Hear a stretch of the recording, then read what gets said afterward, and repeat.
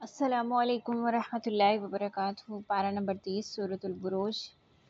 سورۃ البروج مکی سورت ہے اور اس کی 22 آیات ہیں۔ بروج یہ برج کی جمع ہے، برج کہتے ہیں محل کو، لیکن جو اصل معنی ہے اس کا یعنی مطلب ہے ظہور، ظاہر ہونا۔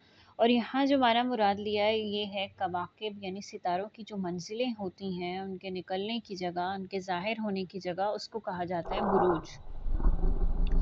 اب یہاں بعض مفسرین نے کہا بروج سے یہاں جو ہے اس میں بروج سے مراد ستارے، یعنی جو ستاروں والا آسمان ہے یہاں اس کی قسم کھائی جا رہی ہے۔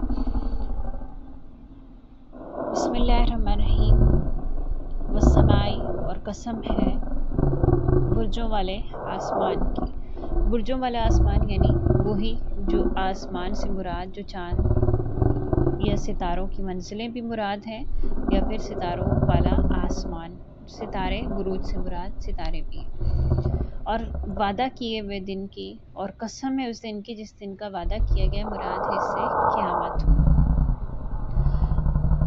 وہ شاہد، اور حاضر ہونے والے کی اور حاضر کیے گئے کی، مراد اس سے ہے کہ یعنی قیامت اور وہ شخص جو وہاں اس وقت حاضر ہوگا وہ مراد ہے۔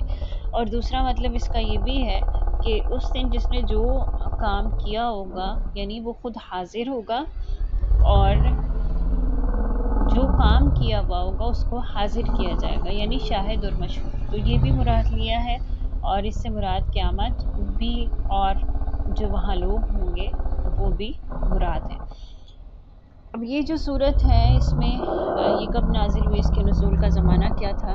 اگر ہم اس صورت کا مضمون دیکھیں، یعنی جو اس صورت کا مضمون ہے اس کو دیکھ کر یہ اندازہ ہو رہا ہے جو اس کے نزول کا زمانہ ہے، یہ ابتدائی دور میں یہ صورت نازل ہوئی تھی، یہ جب کیا تھا، ظلم و ستم بہت پھیل رہا تھا۔ اور جب یہ صورت نازل ہوئی، اس صورت کے نزول کا مقصد یہ تھا کہ جو کفار مکہ ہیں وہ جب اسلام پھیلنا شروع ہوا تو جو کفار تھے، جو کوئی اسلام لے آتا تو اس کو بہت سخت اذیتیں دیتے، اس کو اسلام سے ہٹانے کی کوشش کرتے، تو ایمان سے پھیرنے کی بہت کوشش کر رہے تھے۔ تو یہ جو صورت ہے اس کا موضوع ہے کہ کفار کو اس کے ظلم و ستم کا جو برا انجام ہے اس سے خبردار کرنا ہے، اور جو مسلمانوں کے ساتھ وہ سلوک کر رہے تھے اس پر مسلمانوں کو حوصلہ دینا اور تسلی دینا ہے کہ اگر وہ ان مظالم کو برداشت کر رہے ہیں تو اس کے بدلے میں ان کے لیے اللہ تعالیٰ کے پاس بہت بہترین اجر ہے، اور ظالموں سے اللہ تعالیٰ بدلہ ضرور لیتا ہے۔ اور جس کسی نے بھی اسلام لایا، یہ دنیا کا دستور ہے کہ جو بھی حق پر ہوتا ہے اس کو لوگ تکلیف پہنچانے کی، یا جو باطل ہوتا ہے اس کو رستے سے ہٹانے کی بہت کوشش کرتے ہیں، لیکن کیا ہوتا ہے، ہمیشہ جیت جو ہے وہ حق کی ہوتی ہے۔ تو اسی طرح اللہ تعالیٰ نے اس سلسلے میں سب سے پہلے اس صورت میں اصحاب الاخدود کا واقعہ سنایا گیا۔ یہ جو واقعہ سنایا گیا ہے یہ مسلمانوں کا حوصلہ بڑھانے کے لیے کہ جو ایمان لائے تھے ان کے ساتھ کیا کیا سلوک کیا گیا۔ تو جو اس کی اگلی آیتیں ہیں اس میں تذکرہ ہے اصحاب الاخدود کا، یہ ایک تفصیلی واقعہ، ہم اس کے بارے میں ابھی بیان کرتے ہیں۔ قتلہ، مارے گئے، خندقوں والے، یعنی خندقوں والے جو ہیں وہ ہلاک کر دیے گئے یا مارے گئے۔ خندقوں والے مراد وہی ہیں جو کافر جنہوں نے خندقیں کھودی تھی، اور خندقیں کھود کر اس میں جو اللہ تعالیٰ کے ماننے والے تھے ان کو ڈال کر اس میں ان کو پھینکا تھا۔ تو وہ جو مسلمانوں کے لیے وہاں اس دور میں جو خندقیں کھودی گئی تھی وہ لوگ ہلاک ہو گئے، یعنی خندق کھودنے والے۔ الناری، جبکہ وہ ایک آگ تھی ایندھن والی، جبکہ وہ لوگ اس کے آس پاس بیٹھے ہوئے تھے۔ یعنی مراد یہ کہ وہ جو خندقیں کھودی ہوئی تھیں ایندھن والی، یعنی ایک خندقیں کھود کر اس میں آگ لگائی گئی تھی، اور اس کے آس پاس وہ لوگ بیٹھے ہوئے تھے جنہوں نے وہ آگ لگائی تھی، اور اس میں ایمان والوں کو ڈالا جا رہا تھا، اور بیٹھ کے ایمان والوں کو اس میں جلا کے ان کا تماشا دیکھا جا رہا تھا۔ جیسا کہ اگلی آیت میں موجود ہے کہ یہ لوگ ان مسلمانوں سے بدلہ نہیں لے رہے تھے سوائے اس کے کہ وہ اللہ کی ذات پر ایمان لائے تھے۔ وَمَا نَقَمُوا مِنْهُمْ، وہ ان سے بدلہ نہیں لے رہے تھے سوائے اس کے کہ وہ اللہ کی ذات پر ایمان لائے تھے، یعنی وہ جن لوگوں کو جلا رہے تھے، جن کو گھڑوں میں پھینک رہے تھے، انہوں نے کچھ بھی ایسا نہیں کیا تھا، ان کا کوئی جرم نہیں تھا، انہوں نے کچھ بھی نہیں کیا تھا سوائے اس کے کہ وہ اللہ تعالیٰ پر ایمان لائے تھے۔ تو یہ کیا تھا؟ وہ ان کے کسی گناہ کا بدلہ نہیں تھا بلکہ حق کا بدلہ تھا۔ تو اللہ تعالیٰ جو آسمان اور زمین کا مالک ہے، اس کے سامنے تو ہر چیز ہے، الذی لہ ملک السماوات، کہ جس کے لیے آسمان اور زمین ہے اس کے سامنے تو ہر چیز ہے۔ تو جنہوں نے ان کے ساتھ یہ کیا تھا تو ان کے لیے بھی آگے یہ کہا گیا کہ ان کے لیے جلنے والا عذاب ہے۔ یہ پہلے اصحاب الاخدود کا واقعہ سمجھ لیجئے۔ یہ ایک بادشاہ کے بارے میں تذکرہ ہے، اس کے بارے میں ایک اگر ہم ہسٹری میں جائیں تو اس کے بارے میں کہا جاتا ہے کہ یہ ایک بادشاہ تھا، یمن کے علاقے میں ذو نواس نام تھا اس کا، یوسف ذو نواس۔ تو یوسف ذو نواس یہ یہودی تھا، اگر کوئی اس کے دور میں یہ حضرت عیسیٰ علیہ السلام کا دور تھا، اور حضرت عیسیٰ علیہ السلام کے دور میں اگر کوئی ایمان لے آتا تو یہ بادشاہ اس کو نقصان پہنچانے کی، یعنی اس کو سخت سے سخت عذاب دیتا تھا، اور یہ یہودی تھا۔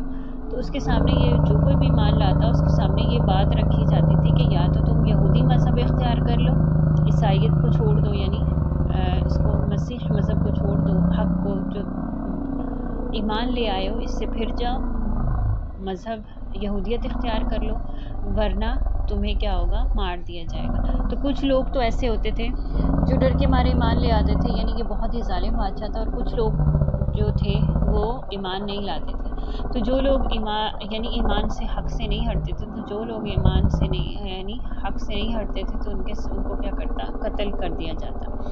اب اس کے پس منظر میں یہ واقعہ ہے، یہ جو دور ہے آپ صلی اللہ علیہ وآلہ وسلم کی ولادت سے بہت پہلے کا دور تھا، اور اس کے بارے میں یعنی جو یہ ذو نواس تھا، اس نے بہت زیادہ جو نجران علاقہ تھا وہاں ان کے مسیحیوں پر بہت ظلم کیا تھا۔ تو قرآن نے اس واقعے کو اصحاب الاخدود کے نام سے تذکرہ کیا جاتا ہے۔ اور یہ بادشاہ حضرت عیسیٰ علیہ السلام، یعنی وہ جو دور تھا حضرت عیسیٰ علیہ السلام کا دور تھا، اور اس کے بارے میں کہا جاتا ہے کہ آپ صلی اللہ علیہ وآلہ وسلم کی ولادت سے تقریباً 70 سال پہلے کا زمانہ تھا، یعنی 70 سال پہلے کا زمانہ تھا۔ اور گزشتہ اسی زمانے میں یعنی جو اصحاب الاخدود کا واقعہ ہے، جہاں سے یہ واقعہ شروع ہوا، وہیں سے یہ جو بادشاہ تھا یعنی ذو نواس جس کا نام بتایا جاتا ہے ہسٹری میں، تو اس کا ایک جادوگر تھا، یعنی جو کاہن جس کو کہتے ہیں وہ تھا۔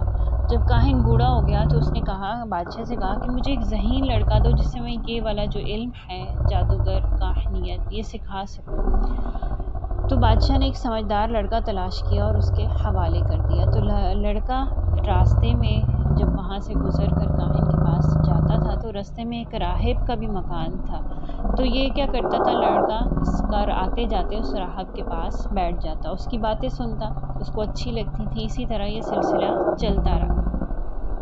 ایک مرتبہ یہ لڑکا جا رہا تھا کہ راستے میں ایک بہت بڑے جانور، یعنی کوئی جانور تھا، شیر، سانپ یا جو بھی تھا، اس نے لوگوں کا راستہ روک رکھا تھا۔ تو یہ لڑکے نے دل میں سوچا کہ آج میں اس بات کا پتہ چلاتا ہوں کہ یہ جو جادوگر ہے یہ صحیح مذہب ہے، یعنی وہ ایک طرف کاہن کے پاس جا رہا تھا جادو سیکھنے کے لیے، دوسری طرف راستے میں اس کو راہب سے ٹکراؤ ہو جاتا تھا، یعنی راستے میں راہب پڑتا تھا۔ راہب کہتے ہیں جو عیسائی مذہب کے جو پیشوا جو عالم ہوتے ہیں جن کے پاس عیسائیت کا جو علم ہوتا تھا، یعنی اس دور کے، ان کو راہب کہا جاتا تھا۔ تو اس دور میں جو دین حق پر تھے تو ان کو راہب کہا جاتا۔ تو اس نے کہا کہ آج میں پتہ چلاتا ہوں کہ جادوگر صحیح ہے یا راہب۔ اس نے کیا کیا کہ ایک پتھر پکڑا اور کہا کہ اے اللہ، اگر راہب کا معاملہ تیرے نزدیک جادوگر کے معاملے سے بہتر اور پسندیدہ ہے تو اس جانور کو مار دے تاکہ جو لوگ ہیں ان کی آمد و رفت جاری ہو جائے۔ یہ کہہ کر اس نے پتھر کو مارا اور وہ جو جانور تھا وہ مر گیا۔ وہ لڑکا جب راہب کے پاس گیا، اس نے اس واقعے کو راہب کو بتایا، تو راہب نے کہا بیٹا تم اب اس فضل کو، اس کمال کو پہنچ گئے ہو، اور اب جو ہے وہ تمہاری آزمائش ہونے والی ہے، لیکن اگر تمہاری آزمائش ہو تو اس دور میں جو آزمائش ہوگی اس میں میرا نام نہ لینا، یعنی اگر تم پر کوئی مصیبت وغیرہ آئے، چونکہ تم ایمان میں تکمیل کو پہنچ رہے ہو، اور جب کوئی انسان اپنے ایمان میں کامل ہوتا ہے تو جو باطل قوتیں ہوتی ہیں وہ اس کو نقصان پہنچانے کی کوششیں کرتی ہیں. تو لہٰذا وہ جو راہب تھا اس نے اس لڑکے سے کہا کہ اگر کسی مصیبت میں مبتلا ہو تو تم میرا نام نہ لینا. اور اس کے بعد وہ جو لڑکا تھا وہ جو اندھے ہوتے تھے مادرزاد اندھا جس کو کہتے ہیں، یعنی جو پیدائشی نابینا ہوتے ہیں.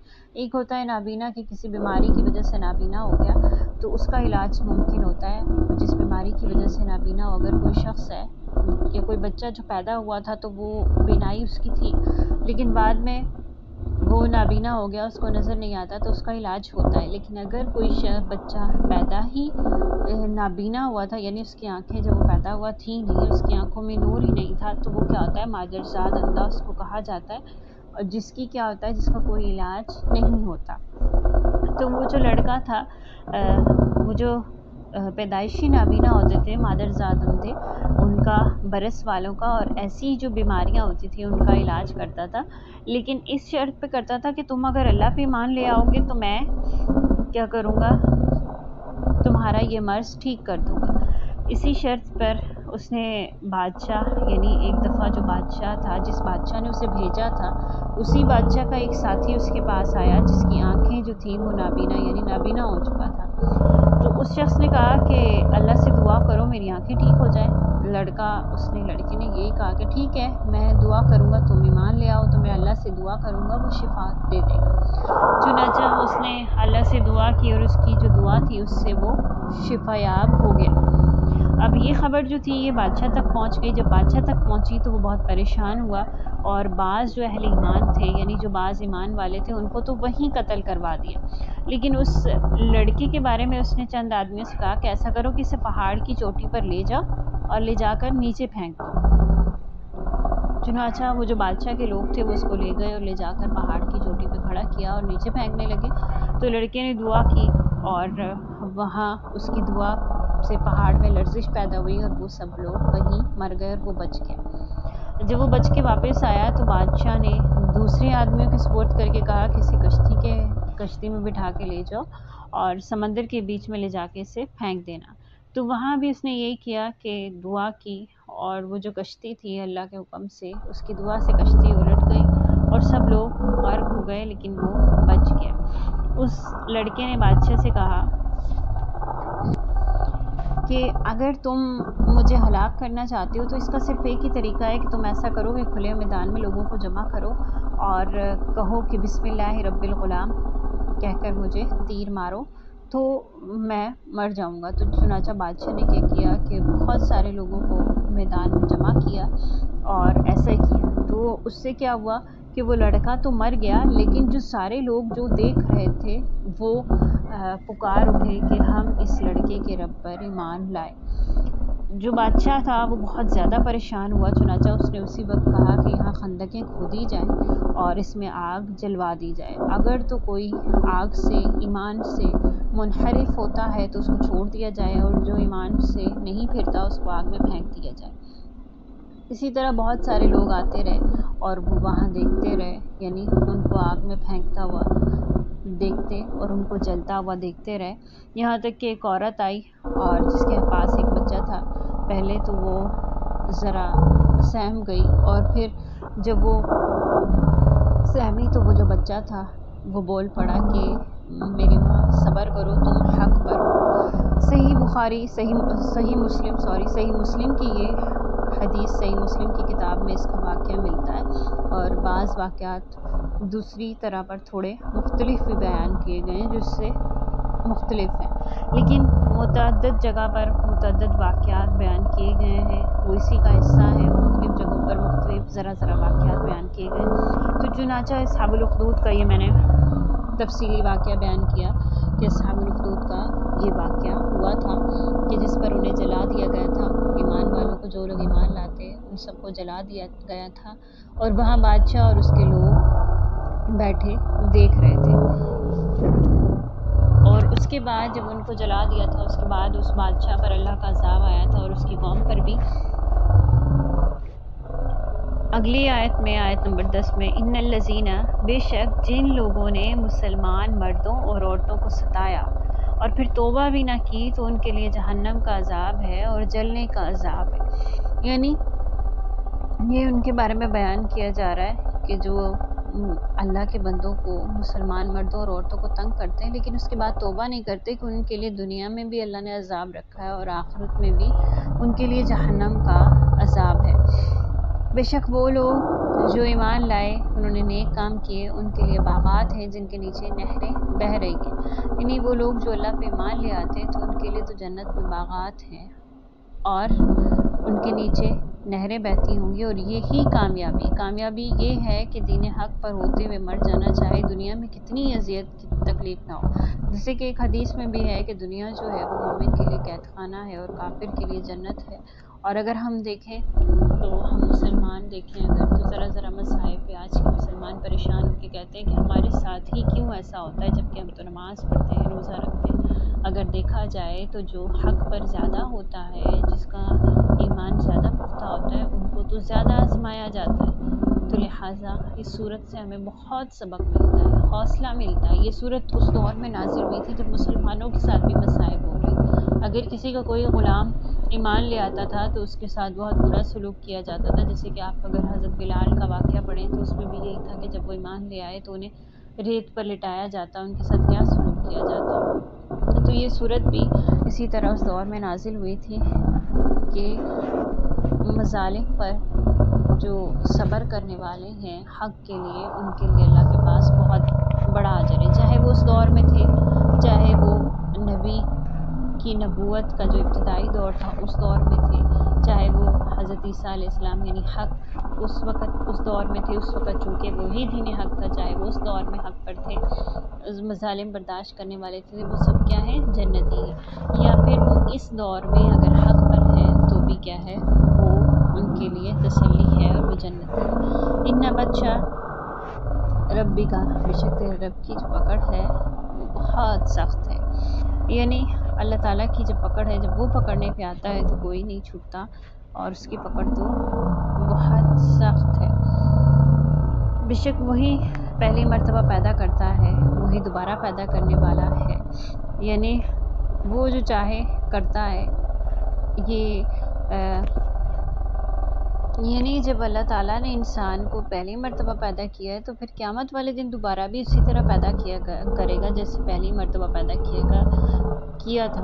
اکثر جو قومیں تھیں، کفار مشرکین تھے، ان کا عقیدہ یہ تھا کہ انسان جو ہے وہ مرنے کے بعد دوبارہ زندہ نہیں ہوگا، تو یہ اس کے جواب میں کہا جا رہا ہے کہ اگر وہ پہلی مرتبہ پیدا کر سکتا ہے تو دوسری مرتبہ بھی پیدا کرے گا، اور قیامت والے دن دوبارہ اسی طرح پیدا کیے جائیں گے جس سے پہلے پیدا کیے گئے تھے۔ وَهُوَ الْغَفُورُ الْوَدُودُ، وہ بہت بخشنے والا، بہت محبت کرنے والا، یعنی جو تمام مخلوقات ہے اس کو بخشش کرنے والا بھی ہے، اور اپنی مخلوق سے، اپنے بندوں سے، نیک بندوں سے محبت کرنے والا بھی ہے۔ وہ عرش کا مالک ہے، عظمت والا ہے، جو چاہے کر گزرنے والا ہے، یعنی اللہ تعالیٰ میں ہر چیز کی طاقت ہے، وہ جو چاہے وہ کرنے پر قادر ہے۔ حل اتی کا، کیا تمہیں ان کی خبر، لشکروں کی خبر ملی؟ اس سے مراد یعنی کیا ہے کہ ان لشکروں کی خبر ملی کہ جن پر میرا عذاب آیا تھا اور انہیں کوئی ٹال نہیں سکا۔ آگے اس کی وضاحت بھی کر دی گئی کہ فرعون اور سمود کی، یعنی اگر تم دیکھو قوم سمود کو، تو کیا تمہیں قوم فرعون کے اور قوم سمود کے بارے میں پتہ نہیں چلا، یا قوم سمود کے لشکر اور فرعون کے لشکر کے بارے میں پتہ نہیں چلا کہ اللہ تعالیٰ نے انہیں کیسے ہلاک کر دیا؟ بلکہ کافر تو جھٹلانے میں لگے ہوئے، اور اللہ تعالیٰ نے انہیں ہر طرف سے گھیرا ہوا ہے۔ بلکہ یہ قرآن بہت شان والا ہے جو لوح محفوظ میں لکھا ہوا ہے، یعنی لوح محفوظ میں قرآن پاک لکھا ہوا ہے جہاں فرشتے اس کی حفاظت پر معمور ہیں، اور جو جھٹلانے والے انہیں اللہ کے عذاب نے ہر طرف سے گھیرا ہوا ہے، یعنی جو اللہ کی نافرمانیوں میں لگے ہوئے ان پر کبھی بھی کسی بھی وقت اللہ کی پکڑ آ سکتی ہے۔ اللہ تعالیٰ ہمیں سب کو محفوظ رکھے، اور اللہ تعالیٰ ہمارے ایمان کو اتنا پختہ کرے، اور ہمارے ایمان پر ہمیں اللہ تعالیٰ استقامت عطا فرمائے۔ آمین ثم آمین۔ ہمیں بھی نیک لوگوں میں سے بنائے۔ اپنی دعا میں یاد رکھیں، کچھ سمجھ میں نہ آئے، سوال ہو تو پوچھ لیجیے گا۔ وآخر دعوانا الحمدللہ رب العالمین۔ अस्सलामुअलैकुम वरहमतुल्लाहि वबरकातुहू। पारा नंबर 30 सूरतुल बुरूज मक्की सूरत है और इसकी 22 आयात है। बुरूज ये बुरुज की जमा है, बुरुज कहते हैं महल को, लेकिन जो असल माना है उसका यानी मतलब है ज़ुहूर, ज़ाहिर होना। और यहाँ जो माना मुराद लिया है ये है कवाकिब, यानी सितारों की जो मंजिलें होती हैं, उनके निकलने की जगह, उनके ज़ाहिर होने की जगह, उसको कहा जाता है बुरूज। अब यहाँ बाज़ मुफस्सिरीन ने कहा बुरूज से, यहाँ जो है इसमें बुरूज से मुराद सितारे, यानी जो सितारों वाला आसमान है यहाँ उसकी कसम खाई जा रही है। बिस्मिल्लाहिर्रहमानिर्रहीम। वस्समाई, और कसम है बुर्जों वाले आसमान की। बुर्जों वाला आसमान यानी वही जो आसमान से मुराद जो चाँद या सितारों की मंजिलें भी मुराद हैं, या फिर सितारों वाला आसमान, सितारे, बुरूज से मुराद सितारे भी। और वादा किए हुए दिन की, और कसम है उस दिन की जिस दिन का वादा किया गया, मुराद है इससे क़यामत। वो शाहिद और हाजिर होने वाले की और हाजिर किए गए की मुराद इससे है कि यानी क़यामत और वो शख्स जो वहाँ उस वक़्त हाजिर होगा वो मुराद है। और दूसरा मतलब इसका ये भी है कि उस दिन जिसने जो काम किया होगा यानी वो खुद हाजिर होगा, और जो काम किया हुआ होगा उसको हाजिर किया जाएगा, यानी शाहिद और मशहूद। तो ये भी मुराद लिया है, और इससे मुराद क़यामत भी और जो वहाँ लोग होंगे वो भी मुराद है। अब ये जो सूरत है इसमें ये कब नाजिल हुई, इसके नुज़ूल का ज़माना क्या था। अगर हम इस सूरत का मज़मून देखें, यानी जो इस सूरत का मज़मून है उसको देखकर ये अंदाज़ा हो रहा है जो इसका नुज़ूल का ज़माना है, ये इब्तिदाई दौर में ये सूरत नाजिल हुई थी। यह जब क्या था, ज़ुल्म व सितम बहुत फैल रहा था, और जब ये सूरत नाजिल हुई, इस सूरत के नुज़ूल का